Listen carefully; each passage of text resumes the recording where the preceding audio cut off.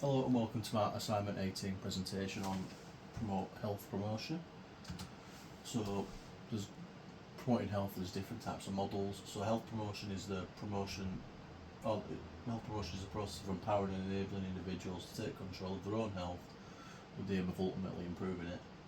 It doesn't only focus on the individual and the behaviour, but it focuses on interventions socially and wider in like the community. So there are a wide range of models to promote health. So there's a social model. This is affected by a number of social factors, so like family, friends, groups, communities that drive you on, keep you going. So there's a socio-economic or ecological model, and this focuses on an interactivity between environment at all levels. There's the health belief model, which predicts health behaviours based on people's beliefs, so whether they feel like they can change their own behaviours and things like that. Social cognitive theory focuses on how behaviour is influenced by the environment and all around us again. States of change / the trans theoretical model understands how people's behaviour can change. These methods allow individuals to take control of their own health and help form the people and environment around them. With help from helping the people around them. So the social model versus the health beliefs model. The social model focuses on social factors such as relationships, economic conditions, outside influence, and access to healthcare, and how access to healthcare affects people's views on health. So this promotes involvement and collaboration within communities to address health inequalities. Whilst the health belief model focuses on individuals' behaviour related to their own health, this is based on how they perceive the severity of disease or illness or anything else. So the cost-benefit analysis of changing evaluating the severity of disease versus the cost-benefit analysis of changing their own behaviour, and then the outside and inside variables that affect this. There are external or social cues to action that comes from like media, social media, healthcare advice, like adverts from NHS. There are also internal cues like self-efficacy, so if people believe that they can change or want to change, then they're more likely to do so. So this method focuses on individuals changing their own behaviour, and if they feel at risk, they are empowered to make change, like we previously stated. So these methods both focus on improving health. There are social factors to both, as they are key in the promotion of health. However, the health belief model focuses more on individuals wanting to make a change for their own behaviour rather than in being influenced by outside sources or communities and those around them.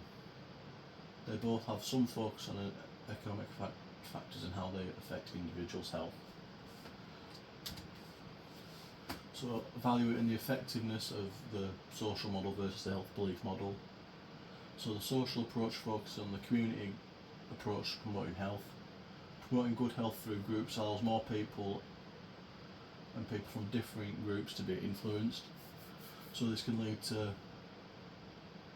people taking this influence home or promoting good health to friends or passing on to other groups like within sports teams or book clubs. Using groups and communities to promote better health can encourage some members of the group to keep working to be more healthy. So then this can work with groups that are wanting to lose weight, so they can hold each other accountable and influence each other to do better if they've had like a little slip or just getting back on track. It keeps people motivated and wanting to keep going. So the health belief model focuses on an individual's behaviour based on the perceived risk of them being ill or needing to make a change. This is an important method, as if individuals believe that they can change and they are at risk, then they are more likely to make that change. The keys to action are in influencing the individual. The external media and health organisations can influence individuals to realise that they are at risk, pushing them to change. This influences an individual's self-efficacy, making them believe that they can change. So this is probably the most important factor, making them physically believe that they can make that positive change. So this is key, as if the individual believes that they can change, they are more likely to This can be seen in those that are wanting to lose weight. So the aims and objective of the NHS Better Health Scheme. The NHS Better Health initiative focuses on promoting healthy life choices and encouraging individuals to lose weight, quit smoking, get active, drink less, and improve their mental health. So in a study by the Health Sciences Academy from their paper What's the Better UK Health Campaign About and Why Should We Care, states that the main goal of the Better Health campaign is to help tackle the nation's soaring obesity rates. The initiative aims to do this by encouraging and empowering individuals to take accountability for their own health. So this is more along the lines of the health model from we've seen previously, because it's encouraging individuals to make that positive change themselves. So this scheme aims to keep individuals using the NHS Better Health app encouraged and motivated, therefore increasing the probability that they will adopt these new healthier habits permanently. The longer individuals stick with the new habits, the more likely they are to lose more weight, and they are likely to, in turn, to take pressure off the NHS.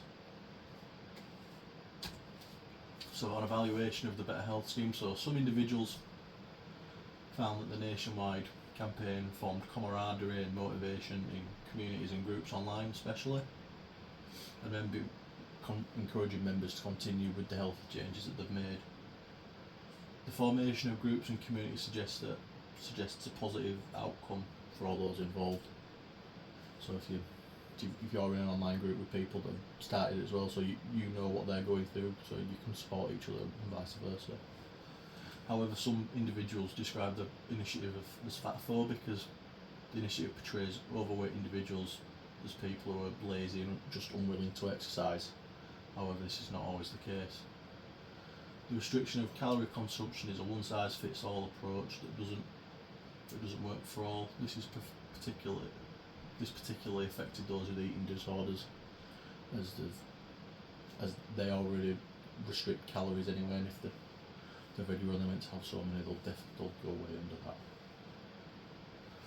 The campaign was targeted to all individuals. However, according to the data from Public England Better Health campaign phase evaluation of the NHS weight loss plan app in 2021, 81.5% of all users were female, with 71.2% of all individuals being white. So this shows that the campaign failed to reach vast sectors of society, for example with those from Pakistani backgrounds making up only 1.5% of the population that used the app or scheme. So the report states that those who started the programme lost 2.4 or had a 2.4% reduction in body weight, and those who completed it lost 5.8 kilos or 6.5% reduction in body weight on average. So 64.2% of those who completed the programme lost 5% of their body weight or more. So this shows that the programme was effective to those who accessed it and completed it. However, I think that the campaign could have received more interest if it didn't take a one-size-fits-all approach to weight loss. However, these other methods, like tailored individual plans, are not really accessible to all the masses, and obviously cost-effective, time-effective. You can't do all that work for one individual, for thousands of individuals, sorry.